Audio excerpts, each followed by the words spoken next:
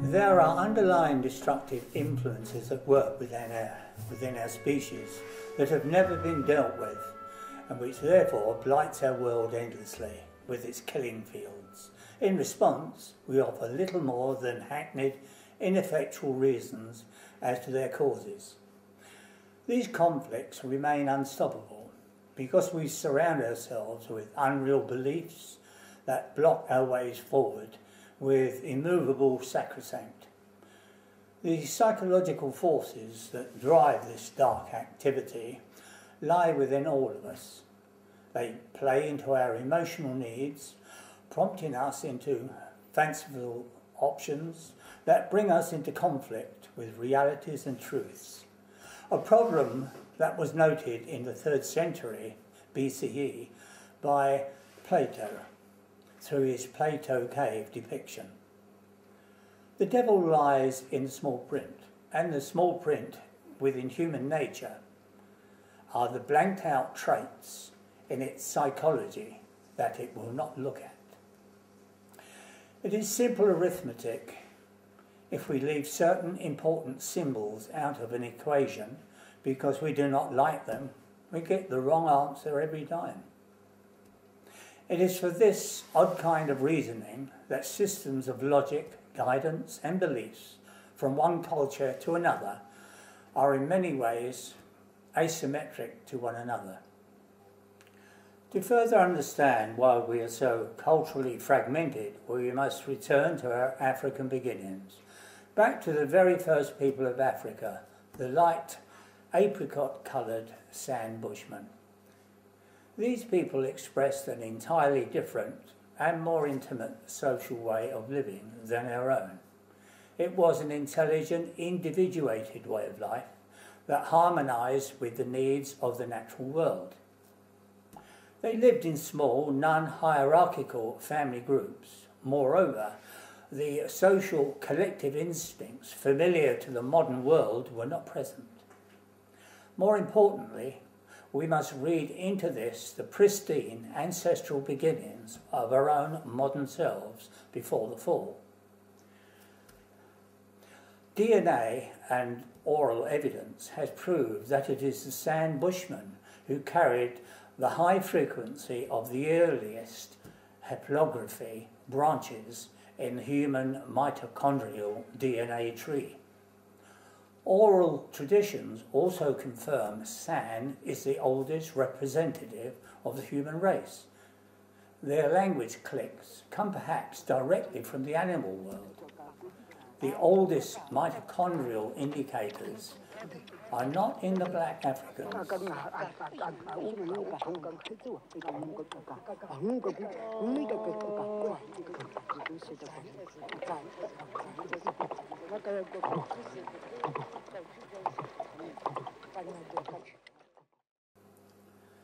From mankind's origins, there could be nothing conclusively known as to its starting spark of life.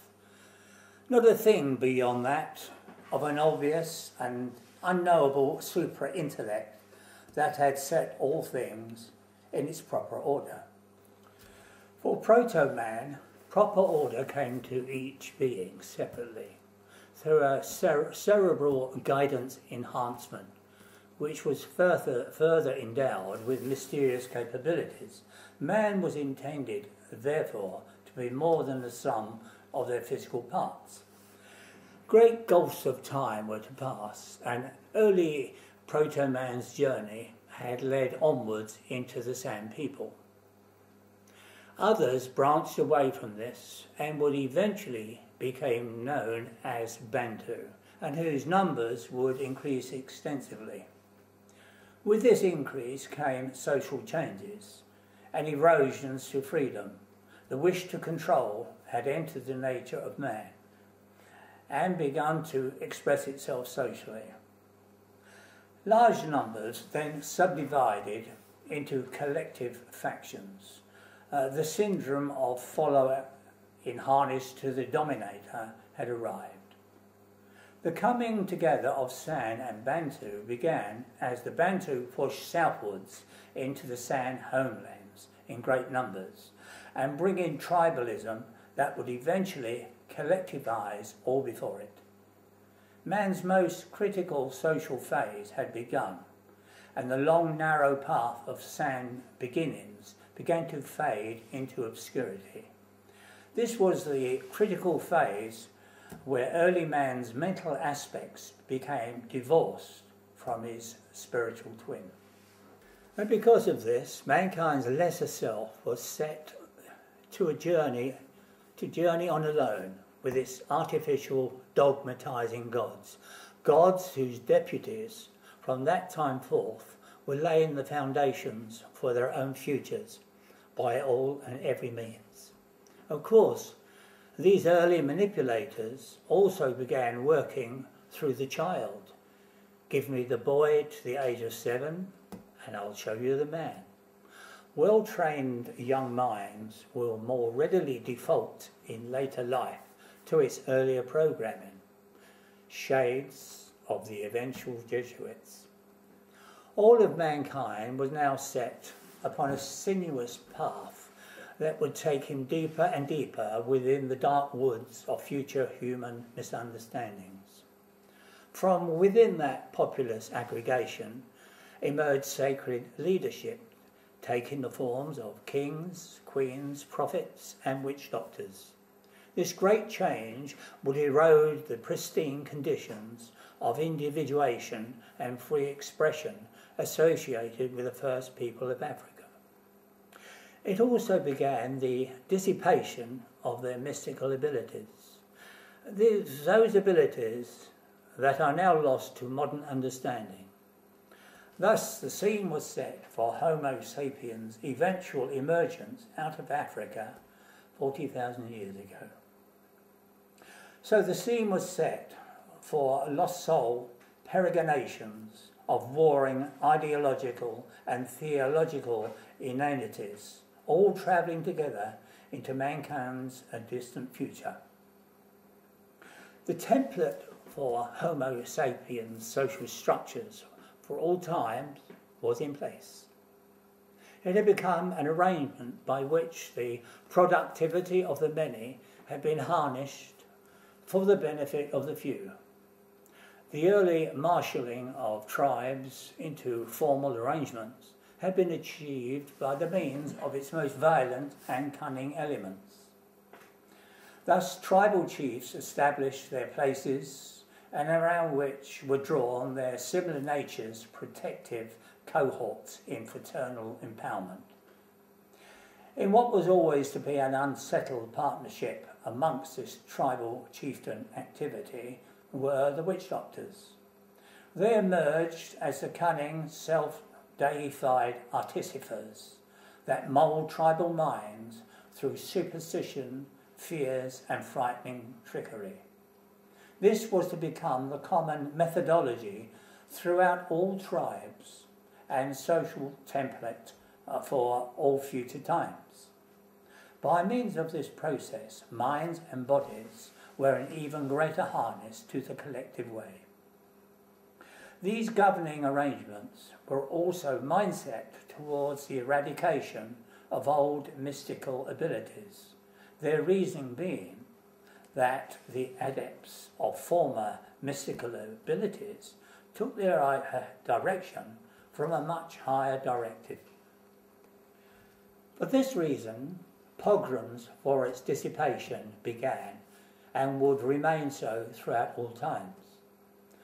A major reason for the disconnection of the many into separate tribes was due to leadership egos. Two stars do not sit well in the same firmament.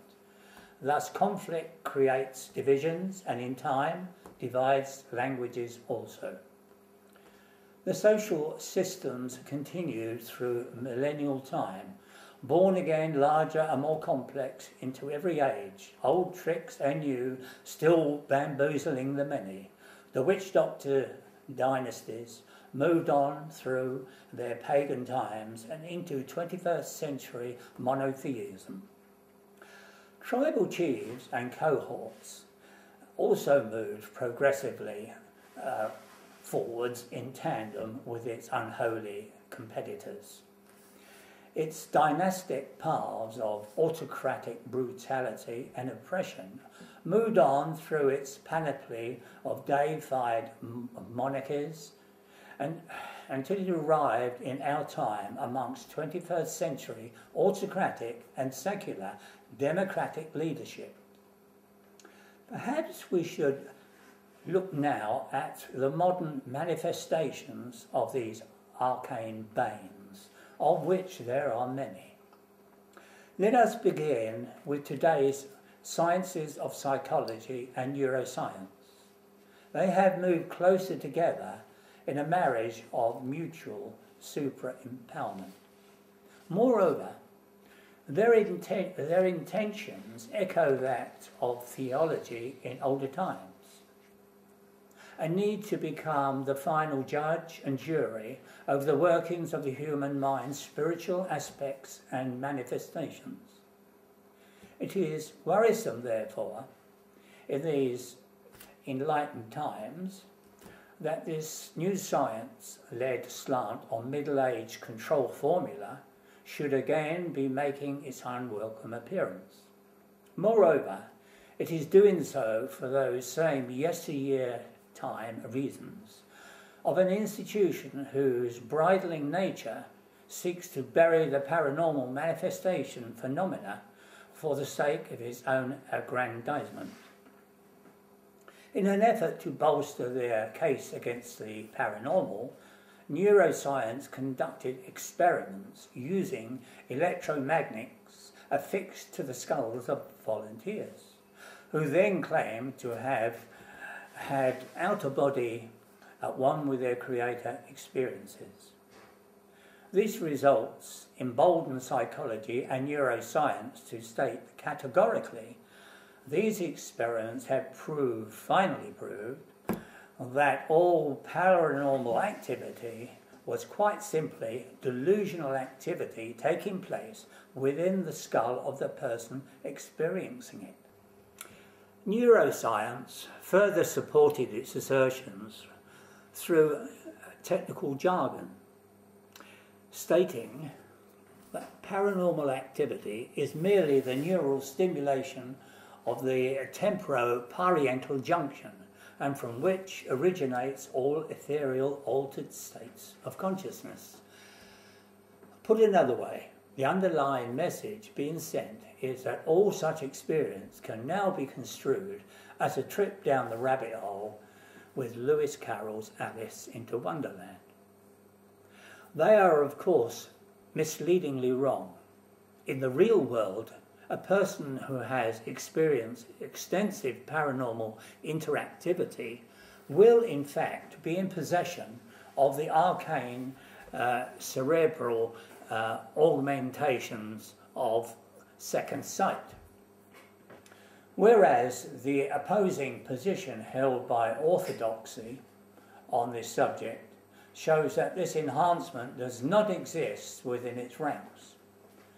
So it is understandable why the paranormal is alienated from the majority. Again, for the sake of clarity, the paranormal is simply a modern term that refers to arcane mystical abilities inherited from pristine ancestry. These mystical abilities became atrophied across time due to the continuous pressures, mendacity and aggression inflicted against its adherents by malevolent influences. As I have already implied, autocracy would never countenance abilities that were guided by higher individuating influences.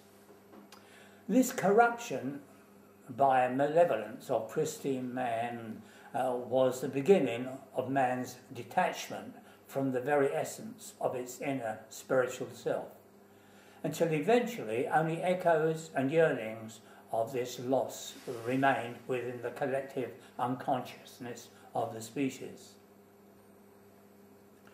The problem side of the subliminal yearnings was that it left mankind emotionally vulnerable, exploitable, and thoroughly misleadable by fraudulent personalities into specious superstitions, destructive beliefs, and other such quackery. With orthodox leadership, old and new, always giving itself such a free hand in decisions concerning the rights and wrongs, it is little wonder, therefore, that the paranormal retains pariah status. Moreover, this orthodox position is further strengthened, though vicariously, by the overabundance of ignorant psychic charlatans and equally ignorant psychic debunkers. These are, of course, history's same old born again into modern times people, servicing their unreal mindsets out of hearsay, malice, opportunism, Chinese whispers and other such nonsense. But it's all part of the leadership course in misguiding the misguided. Another impairment of the paranormal is that it disobeys the laws of physics, within which all things are supposedly subject to its rules at all times. However, we shouldn't forget that nature also has rules of opposites in all matters. Thus, to physics there is metaphysics, as there is particle-wave duality to atomic particles. A point also to remember in all of this is that the paranormal is a science and comes under the umbrella of ontology, the science that deals with the principles of pure being, the aspects of metaphysics which deals with the nature and essence of things. Notwithstanding the human collective blindness already brought to light, there is a plethora of proven psychic happenings on police files worldwide for intelligent people to access. But is anyone looking? As I have previously outlined, I do possess, as a reality, the most secure and knowing position that it is possible to have concerning the otherworldly subject. In Shakespeare's Hamlet, Horatio was reprimanded for being a disbeliever of the paranormal, and whose reprimand I have adulterated here for the unbelieving world. There are more things in mankind's heaven and earth than are thought of in his collective philosophy. I do also need to clarify that genuine psychic phenomena does not kill or corrupt. It has an entirely different story when we turn our attention to some of the rationales of conventional acceptances. There are quite simply many that are bogus, yet not accepted as such by the blind sides of human nature. As I have previously mentioned, the philosopher Plato recorded this reality observation in 300 BCE through his Plato Caves depiction. It portrayed that human proclivity for pretending or driving away realities that it feels uncomfortable with. And much worse still, there has been no collective maturing out of this disposition. One of the most worrying features of collective human wisdom is the way that it can descend at times into wholesale clinical insanity. The whole of Europe in the Middle Ages was a satanic theological asylum that murdered, tortured and mentally imprisoned tens of millions of people over a period of 1500 years. From a rational standpoint, it is very disturbing to know how easily millions of people can be led astray by fanciful fictions, and how happy it makes the few that induce and profit from it. There is so much more that most of the world's people have failed to work out, such as the attendant machinations and insanities that would arrive with the secular religion of socialism. It put the whole of China into a state of complete lunacy during the years of Mao Zedong Cultural Revolution. This caused the death of tens of millions inside China. Once again, we see the emergence of fanciful emotional tales leading the ingenuous masses astray. Real Read Wild Swan by Yung Chang. In 1917, the Russian Revolution deposed one autocratic regime and installed the secular religion of autocratic socialism, which, like its Middle Ages theological exemplar, murdered, imprisoned, and terrified countless millions of innocents. Under the secular National Socialist religion of Adolf Hitler, its nation became so entranced by honeyed words that it flared its national pride and superiority into a mighty machine of destruction, which brought many of the world's countries to their knees. These are just a tiny few examples of collective human blindside madness that strides back endlessly through our unlearning history. Everything that I write is with concern for the sanctity of all innocent life and all that is good and needs preserving. Against this, let us remind ourselves that in the 20th century, 200 million people and countless numbers of innocent animals died in our wars. Discounting the millions of minor battles, insurrections, and lesser collective killings, there has only been an aggregate 250 years of documented peace in the last 3,400 years, and which then tracks back in that same familiar fashion throughout the emergence of Homo sapiens into the wider world. The causes, as I have described, are that certain aspects of Homo sapiens psychology had been corrupted and entrapped within tribal mindsets. These are the bringers of disharmony and wars. The evidence is set in concrete that no matter the colour, creed or country we live in, modern mankind carries with it the same shared mindset contaminants that its ancestors brought with them out of Africa. Sadly, despite our undoubted higher qualities and potentials, there is a side to human nature that never matured into adulthood. Thus mankind remains the child savant, given to tantrums. Whilst one hand creates great wonders, the other reaches out to destroy in equal measure. There is a poem by Robert Frost, The Road Not Taken, that hauntingly reminds us that in mankind's past it diverged away from the less travelled bushman's path to begin that well-travelled road of its own making. Robert Frost said, "Two roads diverged in a wood, and I took the one less travelled by, and that has made all the difference." I believe Robert Frost touched upon this. The first man in our poetic soul dreams back to its ancestral sand, to barefoot tread again that long-lost track less travelled by.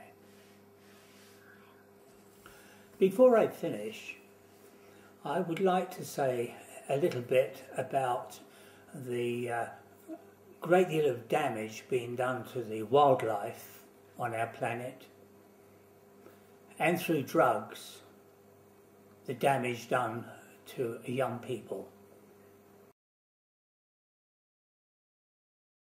The world's systems of logic and guidance are so contaminated by misleading political, cultural and theological bias that it universally infects critical moral decision making. It is the prime source of our human troubles. For instance, it is because of these strange moral inconsistencies that year on year we see the startling surge in production and consumption of illegal drugs, whilst the poaching of endangered wildlife has also risen to a similar degree. In both cases, the message is very clear. that despite all containment efforts, the struggle has been hopelessly lost to the benefit of the burgeoning criminal cartels. A psychotic human phenomenon is busily expressing itself in the world's wild places, indulging in an epic and rapacious slaughter of the planet's exotic creatures. From this flows the supply of body parts, mainly to the Asian vanity markets.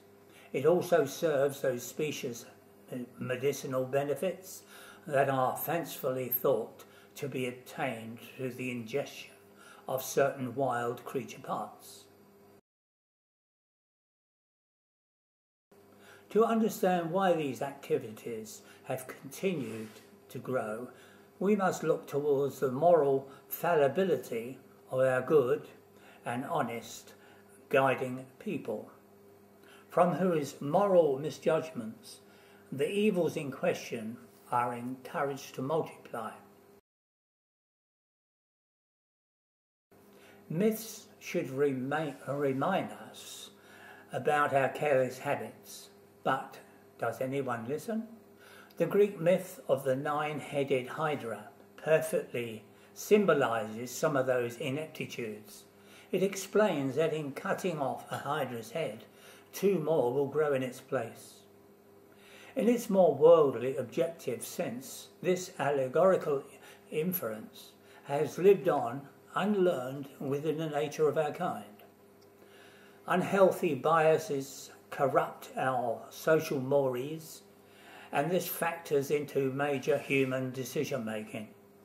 It is by this process that we ineptly turn problems into much larger ones, because we have struck at the problem's subsidiary head and not the causal body.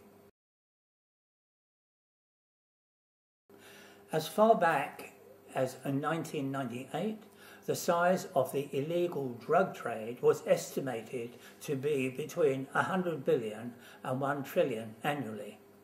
This cancer has continued to grow exponentially year on year. The reasons being that conventional containment methods try to resolve this problem from the wrong end. Again, in translation, this is just cutting off Hydra's heads for many more to grow. In the meantime, physical and mental disfigurements upon drug users is so widespread and hideous that it cries out in pity for our tainted social mores to be overridden in favour of more rigorous resolutions. Perhaps, strictly in terms of a theoretical exercise, we could imagine a different course of events taking place, and through which such monstrous human creations would quickly be brought to a decisive end. Following media warnings, all illegal drug seizures would then be infiltrated continuously back into the illegal markets, having first been contaminated with undetectable, irremovable pharmaceutical substances. The point being, it would render those illegal drugs utterly and immediately repellent to a user's biology. More importantly, when end users stop buying, the complete illegal supply system behind them that they have created would collapse. There is already evidence of illegal drugs having been life-threateningly poisoned on many occasions, it being the work of rival organisations and petty grudges. These crimes will grow as the trade does. In 1930, there were between 5 and 10 million elephants in Africa. Less than 1% is now left.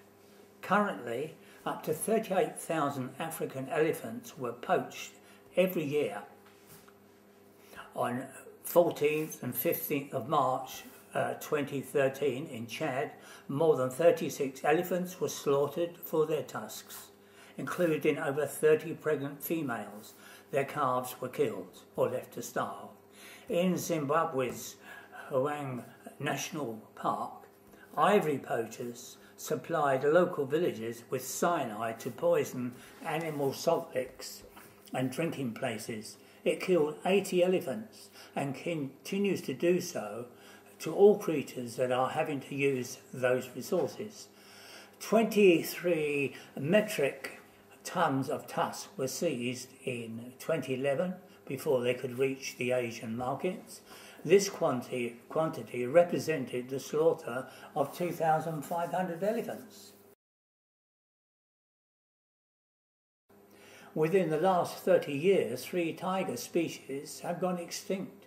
As few as 3,200 tigers are left in the wild. Between 1995 and 2011, over 1,000 registered tigers in India were poached. Between 2007 and 2011, rhino poaching increased by 3,000%. In 2012-13, 666 rhinos were killed in South Africa alone. On a similar scale, the lists of atrocities are widening into other species too numerous to be included here. There are whisperings that some South African game reserve have struck back at the slaughter of their rhinos, wherein rhino horns captured from poachers are being poisoned and then sold on into the illegal trade. The purpose being that the end user would subsequently become seriously ill. Therefore, in this small, unregulated way, the war has already been taken to the primary evil, the buyer and the user.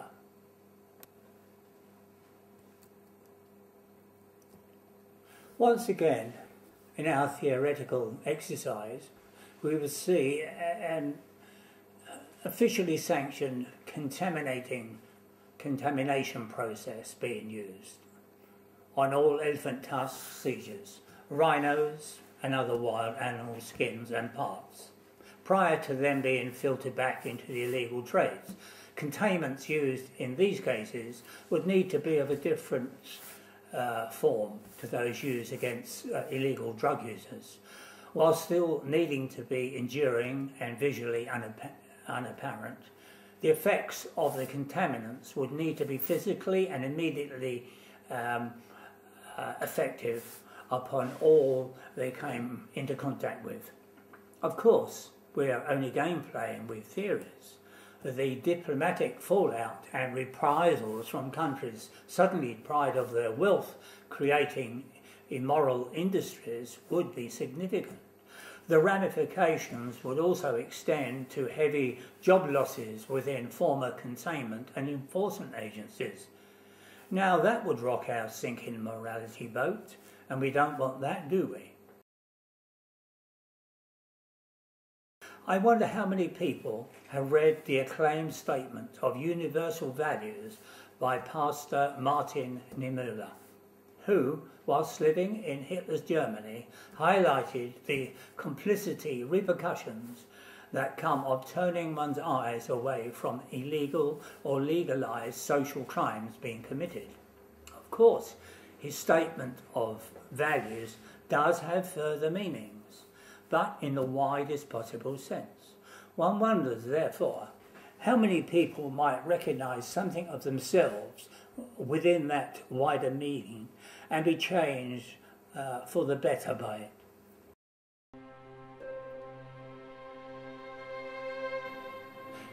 They corrupted our young with illegal drugs and associated crime. I did not speak up because I do not use drugs. They killed the last of the elephants. I did not speak up because I do not live amongst them. They killed the last of the rhino, and I did not speak up because they live elsewhere. They killed the last of the tiger, and I did not speak up because they are someone else's problem. They killed the rest of nature's creatures, and I did not speak up because I'm not an interfering person. They have all gone now, and the most terrible loneliness has come over me.